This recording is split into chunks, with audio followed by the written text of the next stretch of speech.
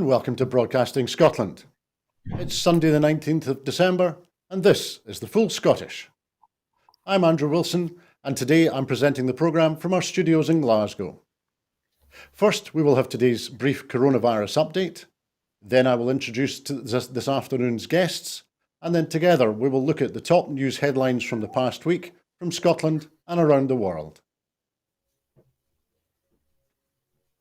As at 2 p.m. yesterday, Saturday, there were 5,917 new confirmed cases of COVID-19 in Scotland.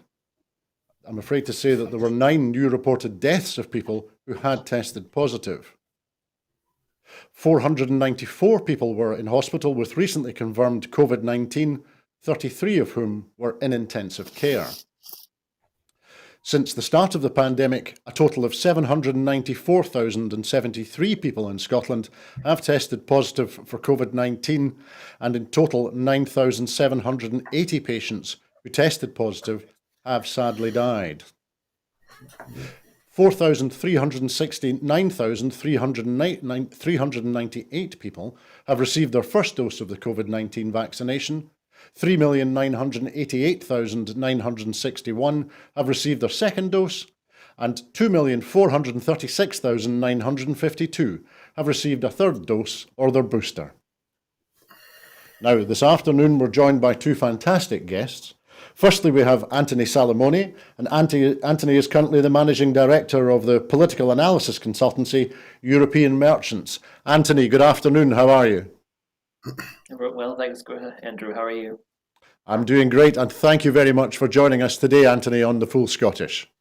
And we're also joined by the current MP for Midlothian, Owen Thompson. Owen was a councillor in Midlothian since 2005 and has been the MP for Midlothian. He was the MP between 2015 and 2017, and he became the MP once again in 2019. So, Owen, good afternoon. How are you? Afternoon, Andrew. Thanks for having me. Yeah, very well. It's great to see you, and thank you for joining us today on The Full Scottish, Owen.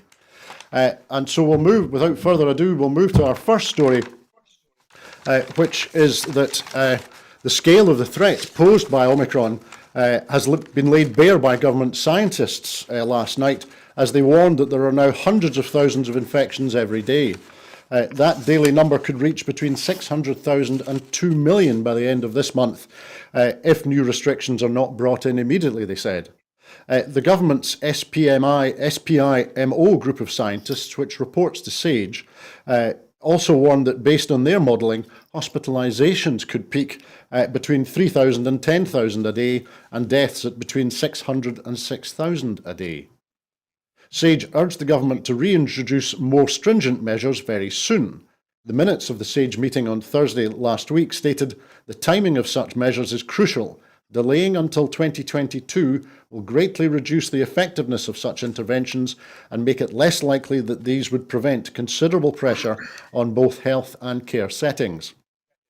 The advisers suggested reintroducing measures equivalent to those in place after Step 2 or Step 1 of the roadmap in England. Rules at that time included the rule of 6 and only 2 households meeting. They also barred holidays abroad, while care home residents were allowed only 1 regular visitor. Although increased vaccination is a critically important mitigation and will reduce disease severity, the SAGE minutes stated, a significant package of non-pharmaceutical interventions would be required to slow growth in infections. Crowded indoor mixing with many different groups remains the biggest risk factor for spread. Large gatherings present a risk for multiple spreading events. Boris Johnson has so far resisted imposing further measures after a major rebellion against Plan B measures last week, when 100 of his MPs opposed him. Since then, Tories have also criticised England's Chief Medical Officer, Chris Whitty, for advising people to scale back their Christmas plans. Whitehall officials said there were no plans for announcement on further COVID measures. And so, gentlemen, this is a topic that we will come back to, I think, a couple of times as we talk this afternoon. But firstly, Owen, In terms of what we've seen over the last couple of days, we know that in London, their ambulance service was 100 ambulances short yesterday because 400 ambulance crew were currently off sick with COVID. And by my mathematics, around 5% of Scottish police officers are currently off sick at the moment. Some 900 out of the 17 or so thousand police officers that we have in Scotland.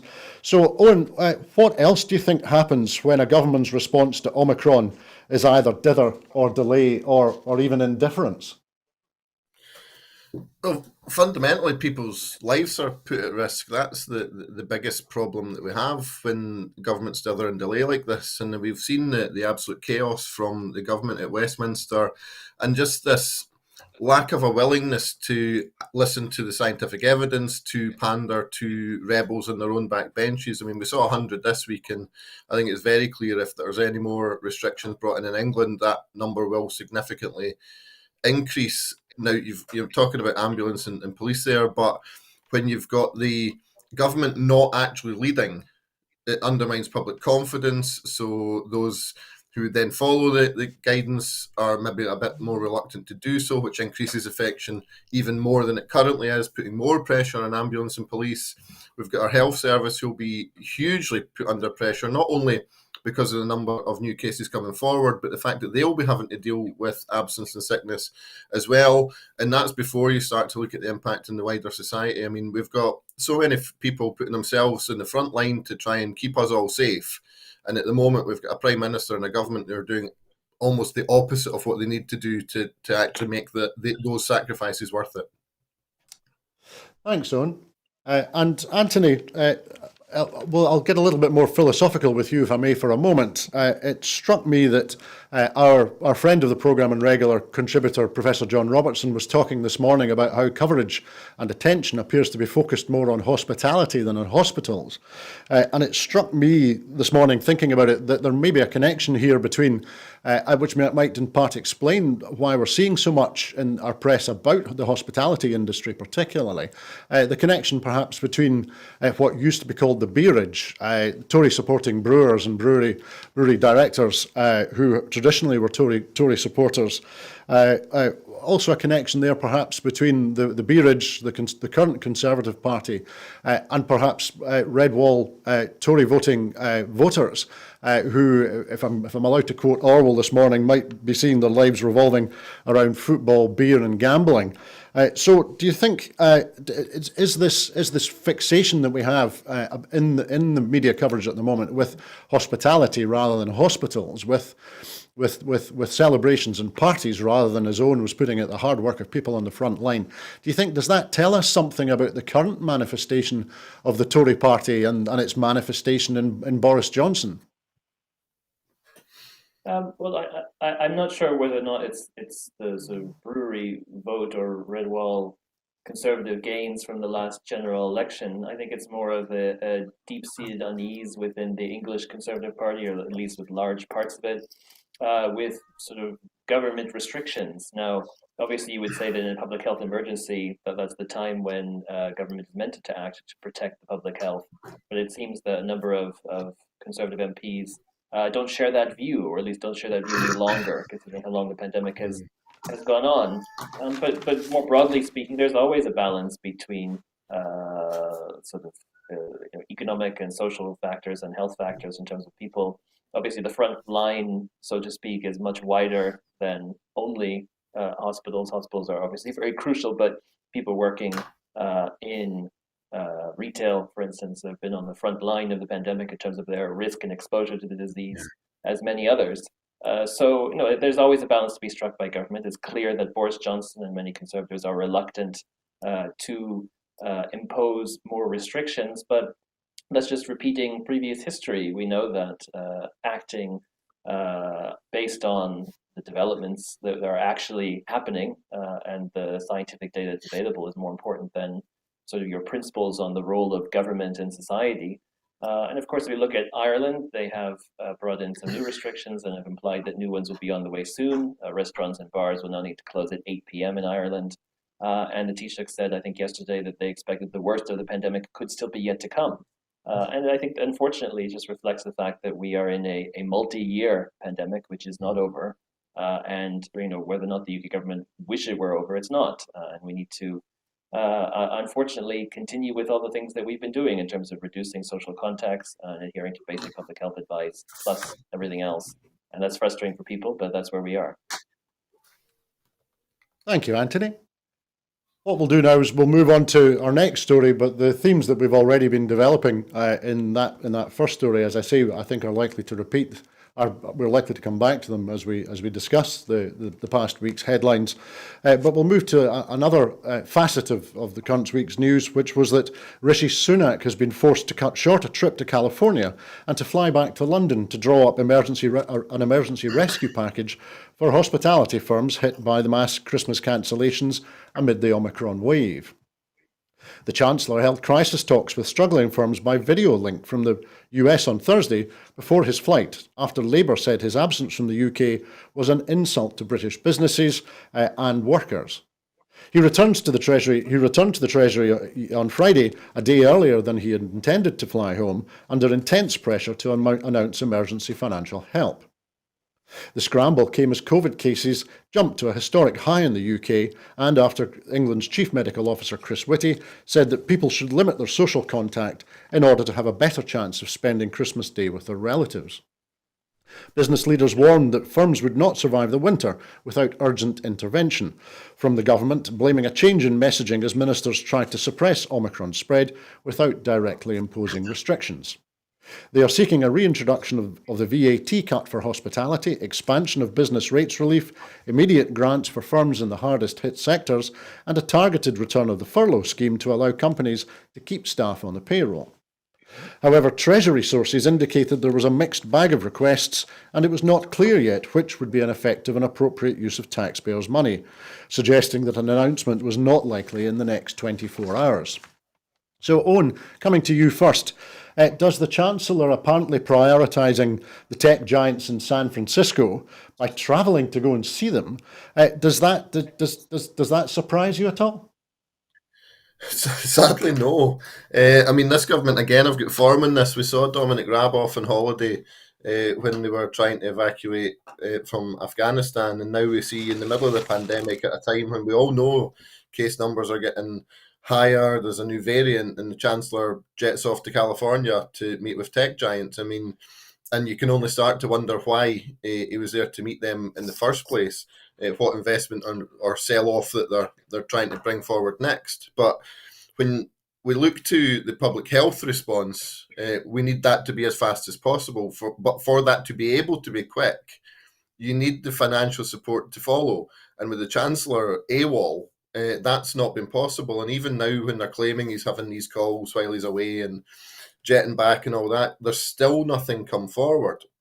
So we've got a situation where the Scottish Government want to take action, want to put in place measures. I know it's the same in Wales and it'll be the same in Northern Ireland, but we're entirely dependent on the Chancellor putting in place these things. Otherwise, we simply have to divert funds from other existing budgets, whereas in England, obviously, the Chancellor decides and it happens. So we need them to act much, much faster than he currently is. And at the moment, it's putting our approach to the pandemic at risk because he won't put in place the necessary support.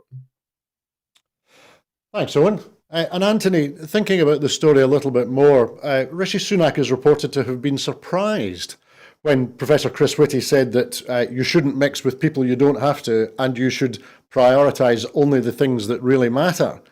So does that reported surprise give us any insight, do you think, into how this Tory government is working or isn't working?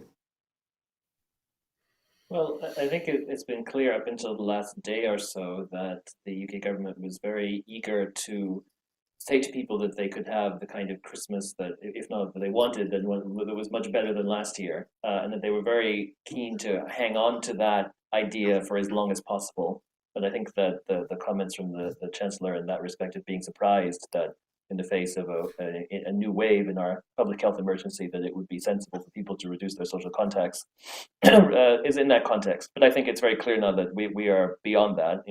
Undoubtedly newer restrictions are required, and the only question is, are they going to come now, or are they going to come a little bit later?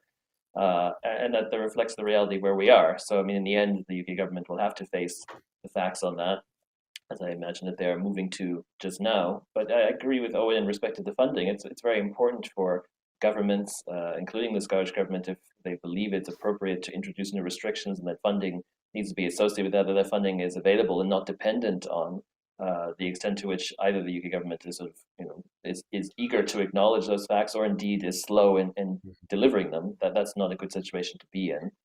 And we should have learned from that by now. The UK government could have internalized the lessons from how we first started to deal with the pandemic when there was initial reluctance to do the very first set of restrictions and lockdown in March of 2020 to learn from that. And I'm not sure that they have. Thank you, Anthony. And Owen, it strikes me that we're now near as damn it 2 years into this pandemic, and yet it appears we seem to be reminded again this week that a pretty fundamentalist conservative government seems to be struggling to get its head around what governments have to do in the context of a public health emergency. So, Owen, what do you think are the risks to Scotland of this fundamentalist government, both in terms of its response in the pandemic and also more widely in terms of its prioritisation? For example, the Chancellor flying to California to talk to tech giants rather than concentrating on economic relief and economic sectors back here in the UK. Yeah, I mean, I think we've seen them carry forward the sort of Brexit mentality of experts. Why on earth would we want to listen to them when we have all the answers, if you like? They take this approach of they have the approach and it's only their way is the right way and they won't listen to anyone else no matter what they're saying, and prioritising in so many different areas. The sort of very wealthy and connected. We've certainly seen that plenty through the pandemic. So it's a government that is effectively entirely out of control in many ways, in that they have their idea about what they want to see happen, and it doesn't matter who says what, they're going to do that regardless. And we've seen from the start of the pandemic, the Prime Minister, Chancellor standing up saying nobody would be left behind, that we're going to support everyone. And I think there's still in the region of 3 million people who've been excluded and never had any support at any stage through the pandemic, who are continuing to make the case. And we've seen this largely in music and arts and a lot of the cultural sector, but not only there. So it's not really a surprise that the priorities were a bit out of what everyone else, I think, would have expected them to be at this time of year, where the Chancellor decides that the top priority needs to be to go to California. He should have been here. He should have been working hard to not be surprised. I mean, that should have been a surprise to no one when Chris Whitty said that they should minimise contacts, because it wasn't the first time anyone had said that. So the fact that the Chancellor says he was surprised by that tells us everything we need to know about this government not having their eye on the ball. And a lot of that comes right from the top, with the Prime Minister, who everybody knows isn't about details. It's all bluff and bluster.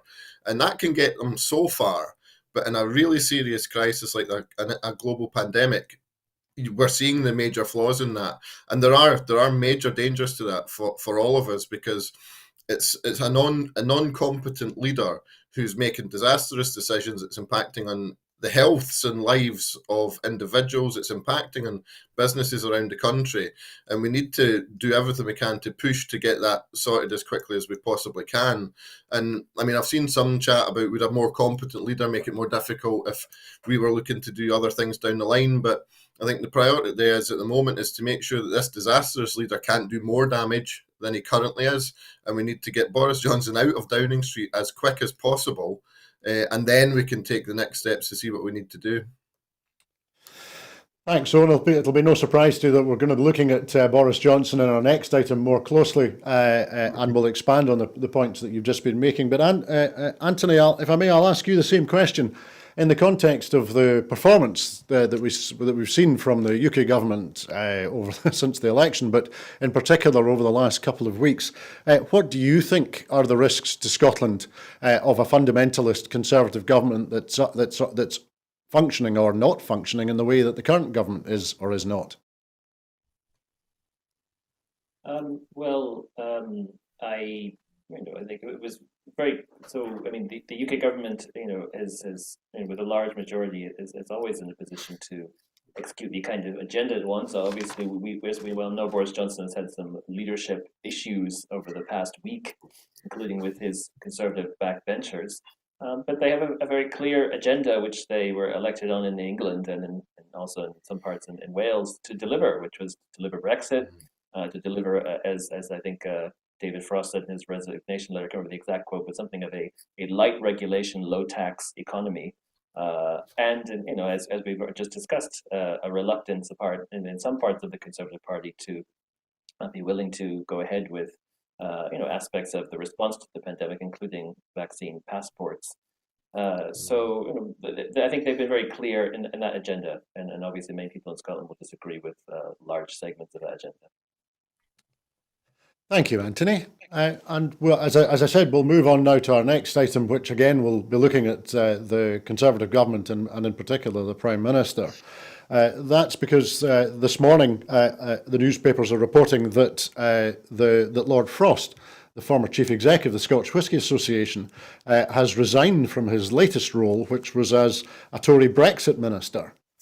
Commenting on the resignation, the SNP's Foreign Affairs spokesperson Alan Smith MP said, Lord Frost's resignation, along with the thumping defeat in the most recent by-election, tells us all that we need to know about the direction that Boris Johnson is dragging the UK. Even Johnson's closest allies want no part of it, as Lord Frost walks away from the Brexit shambles he created. And so the question very much is whether this is Boris and Blunderland or if we're seeing some form of political Götterdämmerung in Westminster. So, Owen, coming to you first, why do you think that Lord Frost has resigned right now? Yeah, well, I think there's a lot to be said for the fact that the reality of the deal, if you want to call it that he negotiated, is really coming home to roost, and it's come to that point where he's sort of realised that it is even worse perhaps than he thought, and he's had to walk. I know he's blaming the COVID restrictions, which again comes back to the points we've been discussing earlier, that there is this major issue in the Conservative Party that they seem to have this fundamental opposition to trying to keep other people safe, which I just can't get my head around. But Frost doing this is just bizarre. I mean, it's interesting to note he's certainly not going to be giving up his seat in the House of Lords, I suspect, just the ministerial role. But the mess that he's created now and the absolute shambles and the impact that's had on our European neighbours and trying to negotiate with the UK. I mean, there's a lot to unpick from this going forward, and it's an absolute, well, a huge mess. It's a Sunday morning. It's a huge mess that is now going to be there for somebody else to try and unpick and get back onto a positive footing. Thanks, Owen. And a follow-up, just without being too glib about it, do you have any view as to which Lord Frost it is who's resigned? Is it the Lord Frost who, back in 2015, was in favour of the EU? Is it the Lord Frost who negotiated the current settlement deal? Or is it the Lord Frost who now apparently thinks that the deal that Lord Frost negotiated is terrible? I think that just highlights the current Tory party in a nutshell. They have many opinions, and it depends what day of the week it is at times where they'll sit. I mean, we've seen that from the Prime Minister as well, where he's the alleged 2 articles on Brexit, pro or against, depending how the wind blew and what was most beneficial to them. So yeah, I mean, it's quite extraordinary, the shift that we've seen from any of those Lord Frosts, and I'm certainly glad to see the back of all of them. Thanks, Owen. Anthony, coming to you now, thinking a little bit more about the position of the Prime Minister, I think it's fair to say that the widespread perception is that the Prime Minister's position is weakening. I think his parliamentary colleague Gale said this week that it was he'd already had 2 strikes, and that implied that another strike and he would be out.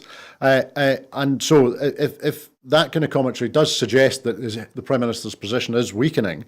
Now, at the same time, with the departure of Lord Frost, he was very much personified and portrayed as being the architect and the manifestation of a thump them first School of International Diplomacy and Negotiations.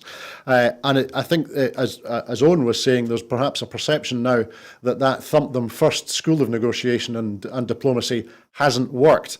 So do you think this departure by Lord Frost, do you think that this indicates a terminal weakness for the Prime Minister?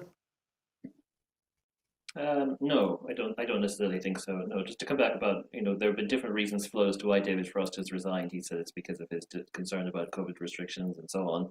I am very skeptical of that. It's very clear that David Frost, despite being a champion for Boris Johnson's version of Brexit, was not happy with the Northern Ireland Protocol. And in his current negotiations or previous negotiations with the EU to resolve some of the issues, was unwilling to make the kinds of compromises, perhaps from his own perspective, that would be necessary. And I imagine that Boris Johnson perhaps has reached the point where he is ready to make those compromises. So David Frost realized that perhaps the opportunity is for him to leave. That to me makes much more sense as for a reason for why he decided to resign. I understand he was intending on staying on earlier, but has now had to leave because it was leaked. So there's that. For Boris Johnson, I think there are two main aspects. One is who takes over as sort of lead post-Brexit negotiator, because of course Brexit is over. Sort of EU-UK negotiator.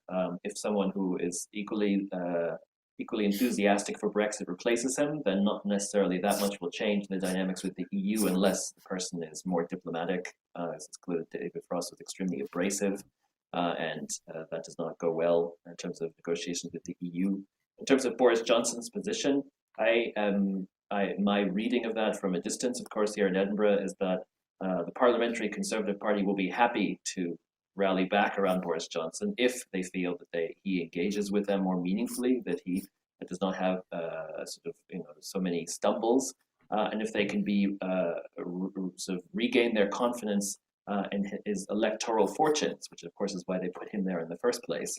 If he's able to do those things, then I have no doubt that his party will back him. If they don't, if he doesn't do those things, then yes, they will get rid of him. But I imagine that they will give him the opportunity to before they make that kind of judgment. Thanks, Anthony. And Owen, thinking a little bit about the politics of all of this and the day-to-day raw politics, from your perspective, sitting in the House of Commons, the current situation, Lord Frost's resignation has been characterised by some who are far more critical than me as an indication of rats leaving a sinking ship.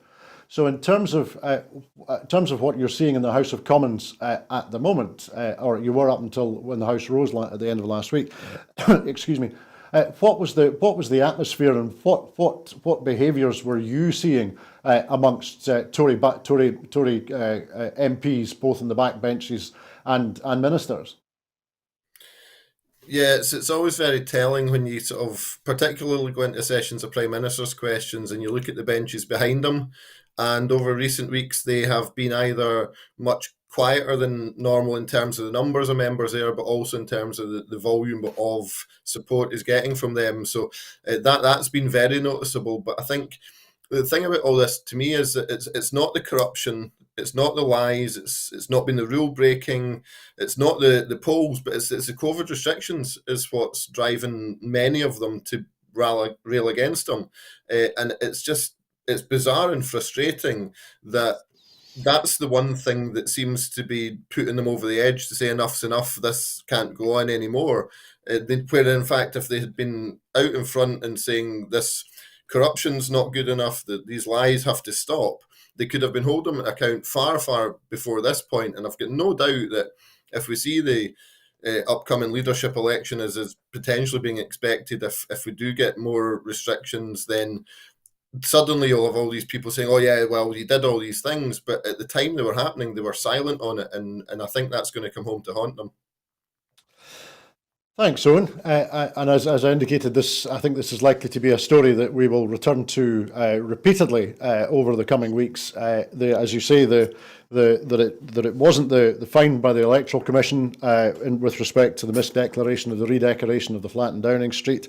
It wasn't the rule-breaking parties. It wasn't the North Shropshire by-election, but it was the rebellion by 100 of his MPs that seems to have brought this to its latest peak. I think that indicates to me that there's more to come, and that we will likely return to this story in the programmes ahead. But what we'll do now is we'll move on to our next story, which relates to the statement that Lord Dodds of Duncairn, the former deputy leader of the DUP, the Democratic Unionists, and he's issued a veiled threat of action unless the government restores the option of pulling the plug on the Northern Ireland Protocol by using the Article 16 process. He said, if the UK government can't or won't act, then unionism will, and soon. He was responding to reports that the UK has dropped its demands for removal of the role of the European Court of Justice from the Northern Ireland Protocol. Downing Street has conceded this week that it will prioritise removing the barriers to trade between Great Britain and Northern Ireland over other constitutional issues that have bedevilled the talks. That having been said, the talks are suspended until after Christmas. A government source said that they would be seeking an interim solution, we've heard that before, on customs and physical checks on food that have proved a barrier to domestic trade and have seen 200 businesses stop delivering food and other items to Northern Ireland. So firstly, in terms of this story, Anthony, I'll come to you first. In terms of the interplay here between Belfast, London and Brussels, what do you think's going on here? So I think that the European Union collectively, and of course with Ireland contributing to the EU, have tried very hard to make compromises and offer concessions, if you want to call them that, in order to address the practical difficulties associated with Brexit, first off, but secondly, the sort of making the Northern Ireland Protocol work in practice. And of course, the purpose of the protocol is to ensure that there isn't a re-emergence of a substantive border as there would otherwise be between Ireland and Northern Ireland. Of course, this was agreed by the UK government and agreed and signed by Boris Johnson not all that long ago. So the EU has made many proposals, and I think that their view, and I share the view, is that the UK has been less generous in return in terms of offering its suggestions. And of course, the UK government has always been reluctant to admit, first off, and then secondly, to deal with the negative practical consequences that rise from Brexit, because they like to pretend that Brexit is a positive thing. There are significant negatives of Brexit, and of course, people in Northern Ireland, would face those even more acutely if not for the protocol. As for the DUP, well, the DUP has long staked its position in opposition to the existence of the protocol. My understanding is that other unionist parties, including the UDP, are perhaps not as pronounced in their criticism of the protocol. But it's clear that the many businesses and others can recognize the benefits that the protocol can bring. And of course, if we look back to, it was a long time ago now, if we look back to the 2016 EU referendum, yes, the DUP campaigned for Brexit, but the other parties in Northern Ireland, that substantial parties, all campaigned for Remain. And I think the DUP is taking a position that's not shared by everyone, certainly. It's hard to see the UK government being able to satisfy the demands that they've set out. Absolutely, thank you, Anthony. And Owen, earlier this week, Lord Dodds of Duncairn told the House of Lords that, quote, the delicate balance of relationships across these islands have been trashed as a result of the Northern Ireland Protocol. And of course, back in 2018, he said anything that would diminish the union would be a clear red line for us. Now, in terms of the discussions that we've seen this week and the statements we've seen this week, Owen, surely it isn't the Northern Ireland Protocol that has trashed the balance of relationships across these islands. It was Brexit itself. Absolutely. I think we saw back in 2016 the fact that Northern Ireland and Scotland voted to remain, and our wishes were just simply ignored. Scottish government produced a sort of compromise position to say, okay, well, at least let's stay in the single market. Customs union was ignored by the UK government. They just had their blinkers on for their version of whatever Brexit meant to them on any given day, and we're now seeing the sort of the broken promises and impossible promises that were made to various parties, including the DUP, coming home to roost. And it's a position now where there is no way that the UK government can please everyone that they've made a commitment to. And thankfully, it looks like they're starting to see sense, and you would hope that they would be prioritising trade, because it's really quite important that goods are able to come in and out of Northern Ireland. And the situation that they're facing was created by Lord Frost. It was created by their own government, which the DUP backed to the hilt through Brexit, albeit there were maybe some differences about how they would want to see it implemented. They backed them to the hilt through the process, and we're now seeing the outcomes of that, which is what we have said from day one was likely to happen.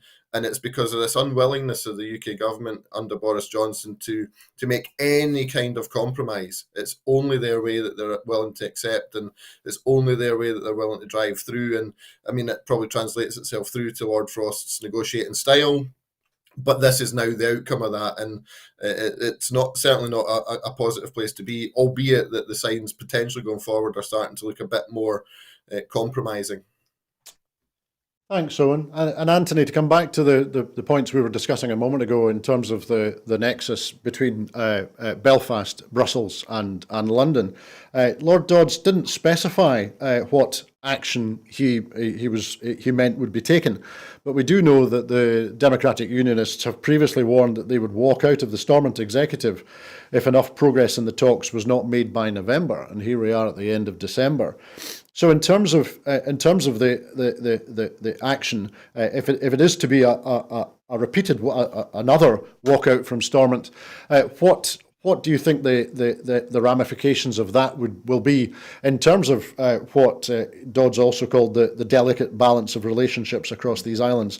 If we return to direct rule in Northern Ireland from Westminster, what do you think that will do?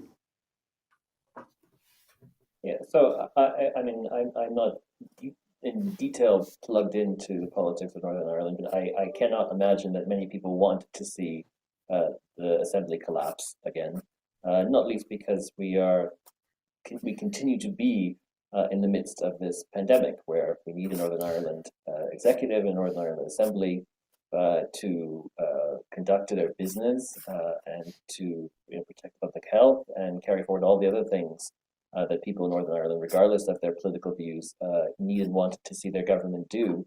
And that would be very unfortunate. I imagine that anyone involved will try their best to ensure that the Assembly and the executive does not collapse again. But ultimately, that's something that the individual parties involved will have to decide based on what they feel at the time. In terms of the sort of EU sort of perspective, so yeah, I mean, obviously it would be something that would be very challenging to deal with, because obviously the operation of the Northern Ireland Protocol also involves in some sort of extended capacity, sort of consent of the Northern Ireland institutions, and if those institutions are not operational, then that makes it challenging to sort of uphold those aspects of the Northern Ireland Protocol. It's a very challenging situation to manage. And of course, you'd want to see a UK government that was playing as constructive a role as possible in respect of Northern Ireland. And I think that has not been the case recently, of late, certainly since the EU referendum, because the UK government has a very clear vision of what kind of Brexit it wants to see, without sort of the mitigations of the protocol and so on. They're even with the protocol, I should say, it causes difficulties on the island of Ireland. And those will only be managed when all the parties involved work together very closely in a spirit of collaboration and try to find solutions amid difficult circumstances. And we need a very serious UK government with sort of a firm resolve in that sense to do what is right. And I wouldn't say that's where we are at the moment. Thank you, Anthony. Now, you'll be delighted, gentlemen, you'll both be delighted to hear that we will now stop talking about COVID and we will stop talking about Brexit. And that's because legislation to introduce a new benefit in Scotland was laid before the Scottish Parliament on Friday. The Scottish Government's next benefit, the Adult Disability Payment, will open for new applications in pilot areas from the 21st of March next year. This new payment, which will be administered by Social Security Scotland, will replace Personal Independence Payments, that's PIPs, and the Disability Living Allowance, which are currently delivered by the UK Government's Department for Work and Pensions. Individuals with ongoing awards of PIP or Disability Living Allowance do not need to apply for adult disability payment. Their awards will be transferred automatically to the new Scottish system from August 2022 with no break in entitlement or payment. Commenting on the legislation that, as I say, was laid on Friday, the Minister for Social Security, Ben McPherson MSP, said adult disability payment will be the 12th Scottish benefit to be delivered by the Scottish Government since we gained limited powers over Social Security and created Social Security Scotland in 2018. The Adult Disability Payment, or ADP, will also be the most complex and large-scale Scottish benefit yet, reaching up to a forecasted 339,000 people once the entitlements of all Scottish PIP and DLA recipients are transferred from the Department for Work and Pensions. He continued, "We know people have found applying for DWP disability benefits stressful in the past. That is why we have listened to their experiences as we have designed our new system. We are committed to doing things differently. We are introducing an improved application process, and in contrast to the DWP system, we are removing the burden from individuals to provide supporting information, so that the onus will instead be on Social Security Scotland to collect the information we require. Our new person-centred decision-making process will ensure everyone is treated with dignity, fairness and respect." He continued, "Importantly, we have abolished assessments in the form currently undertaken by the DWP. Instead, and only where required, we will hold person-centred consultations between the person and a Social Security Scotland health or social care practitioner, starting from a position of trust. Our consultations will not involve functional examinations." And there was one other aspect to this that struck me, and that is that this new legislation introduces a new definition of terminal illness, removing the time requirement that a person must reasonably be expected to die under the current legislation, which is 6 months, and instead using the clinical judgment of doctors and registered nurses who are involved with that individual person's care. So firstly, Owen, coming to you as an MP, your caseload will have included issues arising from the manner in which the current DWP implemented its obligations. Can you think of any examples of problems that you've encountered in your caseload as a result of the way in which the DWP's actions have impacted on those claiming benefits? Yeah, well, it's where to even start. Yeah, I mean, it's at times it feels like, and I'm sure this, well, I hope this isn't universal, but at times it feels like the current system from the DWP it's certainly very impersonal, and it's felt at times like a box ticking exercise to do everything possible to put obstacles in the way of an individual. Somebody being told, no, but you can walk that 20 metres when quite clearly they couldn't. It's a very sort of basic example, and it just to have a system that actually puts the individual at the centre of it, to actually respect their dignity and to base judgments on clinical advice, it is such a massive step forward. It's going to improve outcomes for individuals markedly, without having to do huge amounts different. But the process just now, the volume of issues that get raised and the complaints that get raised and the time, and all of that's additional stress and anxiety for the individual who simply is just trying to live their life. We need to do everything we can. It's great to see this coming forward. It really is. Thanks, Owen. And following on a little bit from what you've just been saying, do you think that this new Scottish system does have the prospect of making the lives of individual benefit claimants? Is it going to make things better for them? I think so. I mean, certainly it's got all the signs that it will. I mean, like I say, putting the person at the centre of the process and not the process being the be all and end all in itself will be a massive benefit. It is going to be about making sure that individuals are actually listened to, because often one of the biggest complaints that we get is that the person feels they haven't been listened to, and that their own circumstances haven't been taken account of, and that sort of thing. So yeah, I'm really hopeful for this as a massive benefit to individuals in being able to live their life with dignity. Thanks, Owen. And Anthony, coming to you now, it might be argued that the DWP's manner and approach to the handling of benefits claims over the last 10 years is perhaps a useful manifestation and a hallmark of a dogmatic Conservative government in Westminster. And it might be said that the approach that we've just been discussing, that we've seen from the Scottish government, is pretty fundamentally different.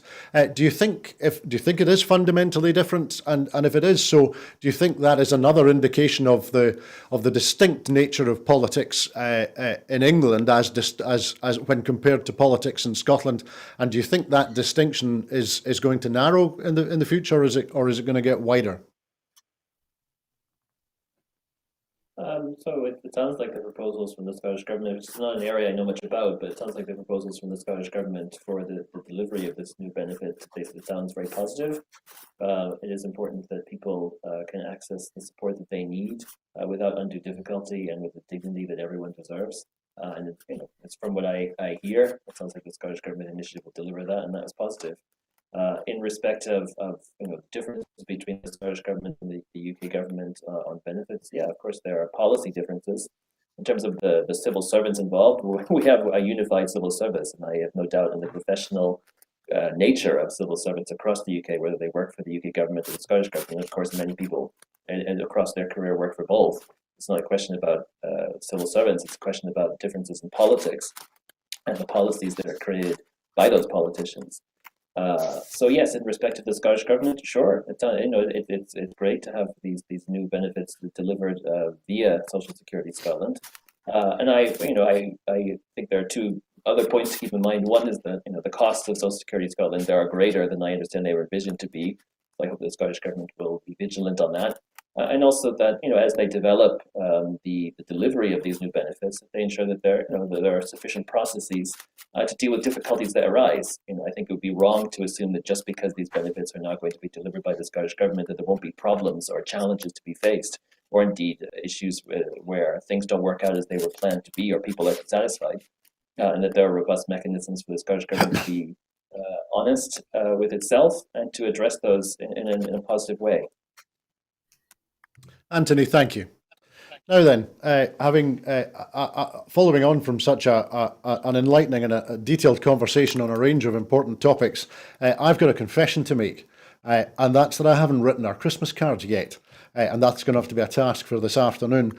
And I mention that because a design featuring landmarks and national symbols of Scotland has been unveiled as the First Minister's 2021 Christmas card.